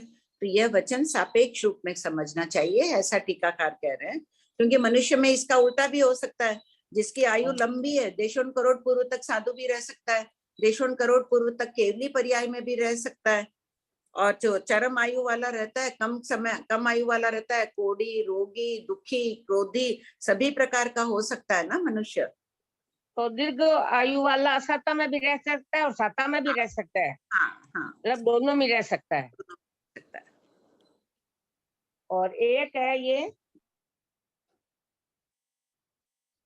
गुलाब आंटी, आपको मैं थोड़ी देर बाद में लेती हूँ, अभी टॉपिक से रिलेटेड एक क्वेश्चन पूछना है, मैं वापस आपको थोड़ी देर में अनम्यूट करती हूँ। अनीता मेरा भी पीछे का क्वेश्चन है, तो आप हाँ आंटी वैसे 3:15 हो गए, स्टार्ट करूँ या?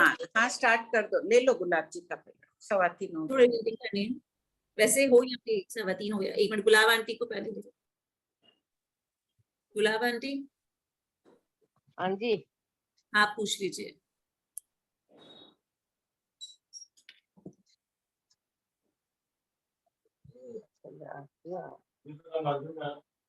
कहाँ गया?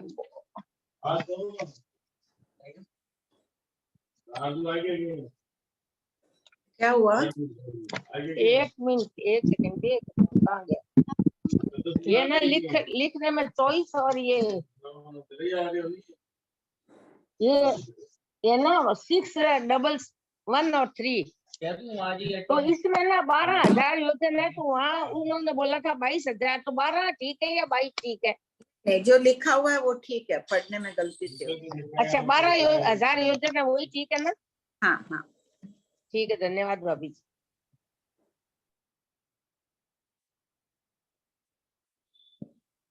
मासी मेरा वो क्वेश्चन सेम है, 5914 एक बार फिर से समझा दीजिए ना। 5914 पेज 12। सूक्ष्म निगोद के अपर्याप्त की जगन्य अवगाना। जगन्य अवगाना उत्पत्ति के प्रथम समय में होती है। इससे ये पहला बोल है। शास्त्र में 12वां बोल है, सूक्ष्म निगोद के पर्याप्त की जगन्य अवगाना असंख्य गुना बड़ी होती है। और यहाँ जो अपर्याप्त की उत्कृष्ट अवगाना है वो 13वां बोल है। अच्छा। तो सूक्ष्म निगोद के पर्याप्त की जगन्य अवगाना से अपर्याप्त की उत्कृष्ट अवगाना असंख्य गुना बड़ी है। अच्छा। और पर्याप्त की जगन्य अवगाना ये 12वां बोल है। शास्त्र में 12वां बोल है। मैंने तो खाली 2 की तुलना यहाँ करके बताई है। पर्याप्त की जगन्य अवगाना 12वां बोल लिख लो, अपर्याप्त की उत्कृष्ट अवगाना 13वां बोल है, और पर्याप्त की उत्कृष्ट अवगाना 14वां बोल है।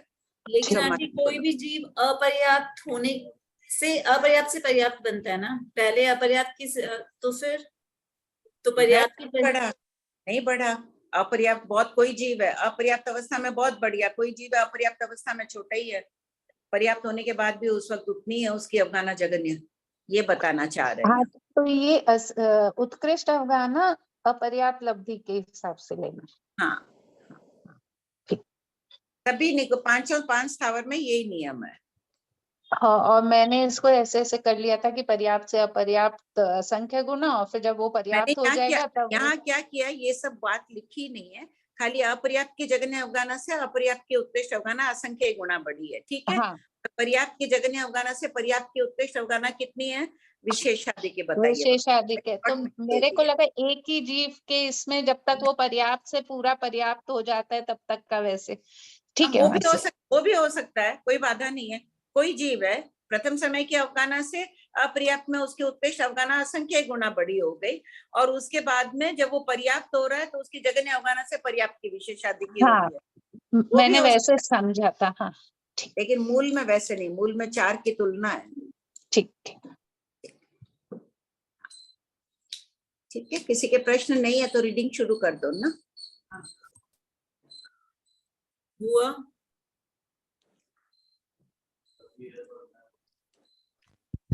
आंटी मेरी आवाज? हाँ बोलो। आंटी वो जो पक्षी चहचहाते हैं ना, वो कौन? अभी वो क्वेश्चन में था ना आंटी, पक्षी चहचहाते हैं। आंटी मैं प्रश्न 6131 पेज नंबर 48।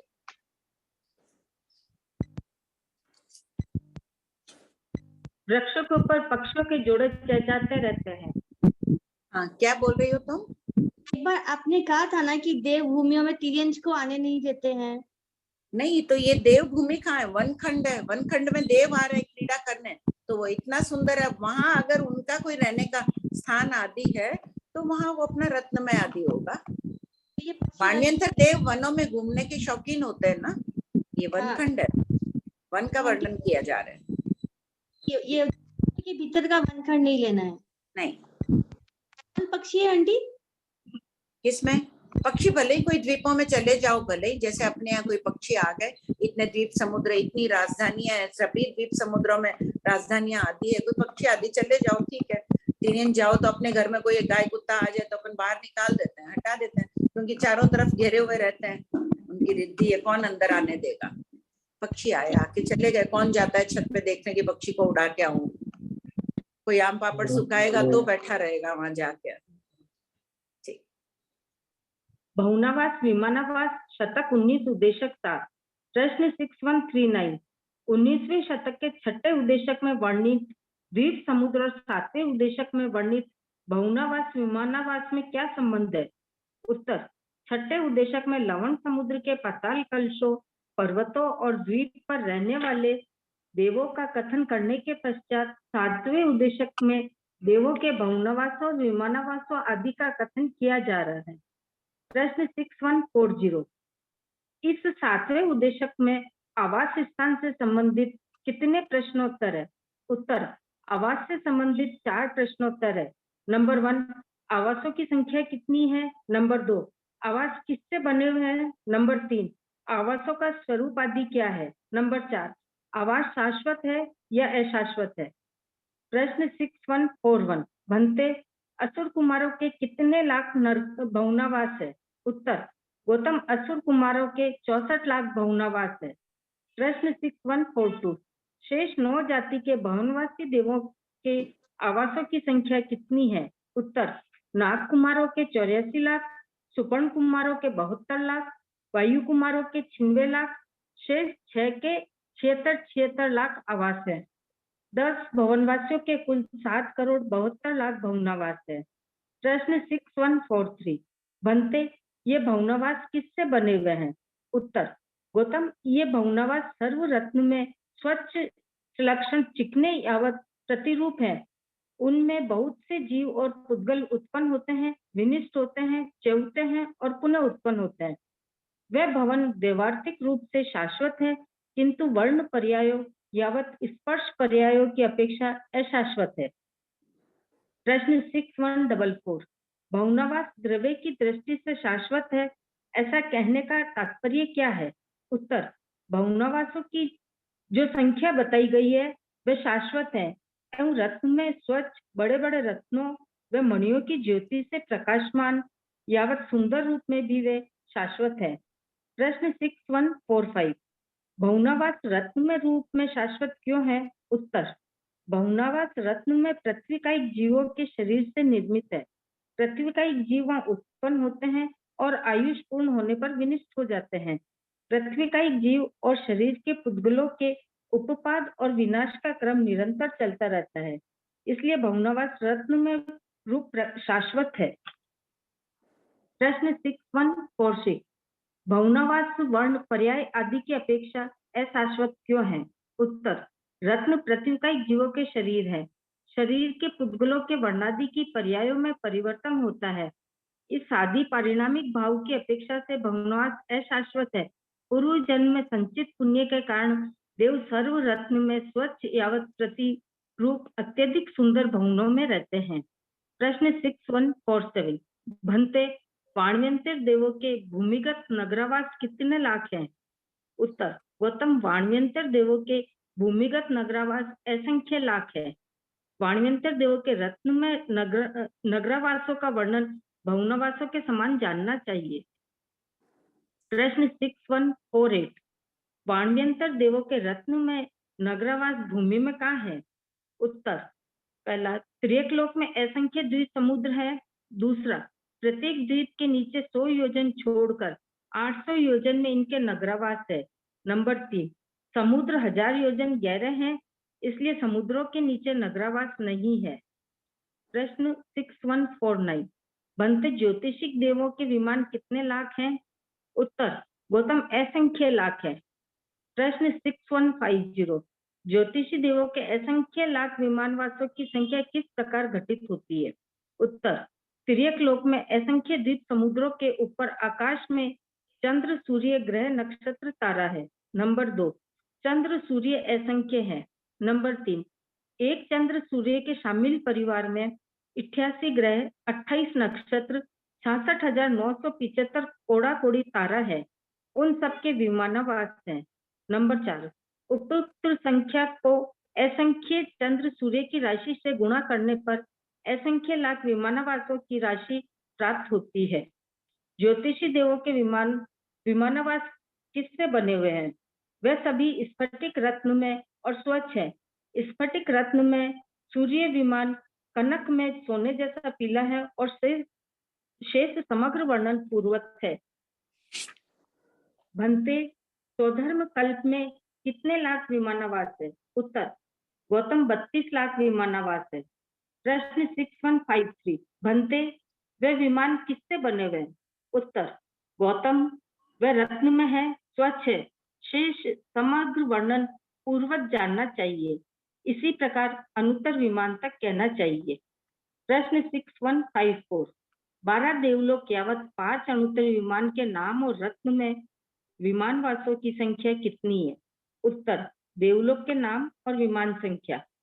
पहला स्वधर्म 32 लाख, दूसरा ईशान 28 लाख, तीसरा सनत कुमार 12 लाख, चौथा महेंद्र 8 लाख, पांचवा ब्रह्मालोक 4 लाख, छठा लांतक 50,000, सातवां मां शुक्र 40,000, 8वां शस्त्र सार 6000, 9वां 10वां आणत प्राणत 400 विमान, 11वां 12वां आरण अच्युत 300 विमान, नवग्रह के नीचे की त्रिक भद्र सुभद्र सुजात में 111 विमान, मध्यम त्रिक सुमनस सुदर्शन प्रियदर्शन में 107 विमान, ऊपर की त्रिक अमोह सुप्रतिभद यशोधर में 100 विमान, विजय वैजयंत जयंत अपराजित और स्वारसिद्ध ये 5 अणुत्तर विमान है।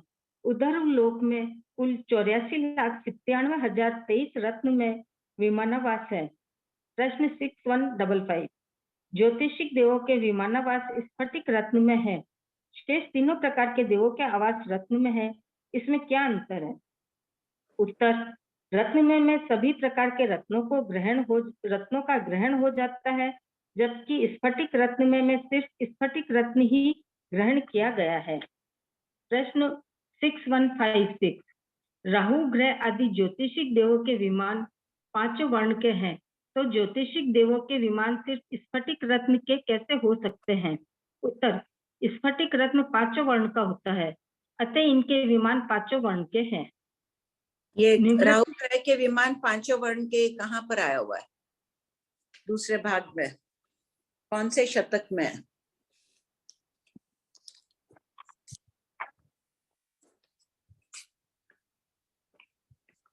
अनुक्रमणिका खोलो, जल्दी शतक देखो,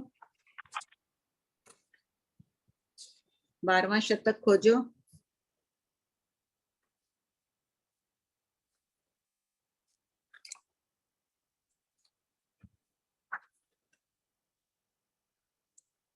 आंटी उद्देश्य 6। मिल गया प्रश्न नंबर। राहु ग्रह के विमान कितने वर्ण के हैं? प्रश्न खोजो। 4026।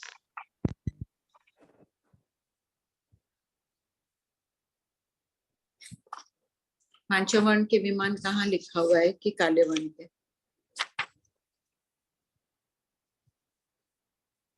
आंटी 4026। 4036 में भी है, 26 में भी है। हाँ 26 में भी है, देखिए 4026 ये प्रमाण है। अगर यहाँ आपको कोई पूछे कि राहु ग्रह के 5 विमान है वर्ण के, ये प्रमाण कहाँ है, किस आधार से कह रहे हैं, तो यहाँ पेंसिल से लिख कर रख लो 4026 देखें।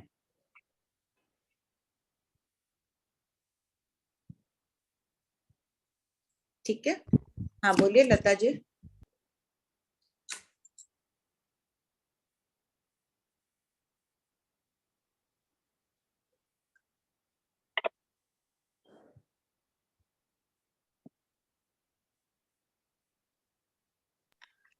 आप गुलाब देवी जी। हाँ जी, मेरा वो हो गया था, वो पेज नंबर बता रही थी ना, वो आपने बता दिया था। ठीक हो गया उनका भी। आंटी जी जय जिनेन्द्र, जो इतने बताए हैं 12 देवलोक में 5 अणुत्तर विमान और रत्नमय विमान की जो संख्या बताई है, तो जैसे पहला देवलोक सौधर्म है और उनकी विमान संख्या 32 लाख है, तो क्या एक देव की 32 लाख है कि उनके जो सामानिक देव अग्रह जो रहते हैं वो मिला के रहती है? नहीं, वहाँ टोटल 32 लाख विमान है। जैसे भूमि पर कितने देश है जी, वैसे समझना कि इतने लाख विमान है। हाँ, पर वो विमान सिर्फ सौधर्म देवलोक के हैं क्या? सौधर्म इंद्र के अधीनस्थ है। इंद्र तो एक ही कहलाएगा, राजा एक ही होता है। उनके अधीनस्थ हर विमान के मालिक देव होते हैं, सामानिक देवों के भी होते हैं। हर विमान का अलग अलग मालिक देव है। मतलब ये जो 32 लाख विमान है वो सबके मालिक अलग अलग है सब, मतलब यहाँ पे जो राजा, हाँ जैसे राजा और जमींदार, हाँ, तो उन्हें जो बांट बांट के रखते हैं, ये तेरा, ये उसका, वैसा वहां पे ये डिस्ट्रीब्यूट किया हुआ है क्या? हाँ हाँ ठीक है, आगे कभी फिर ऐसे ही समझना है ना। हाँ तो हाँ बोलो। ठीक है, टाइम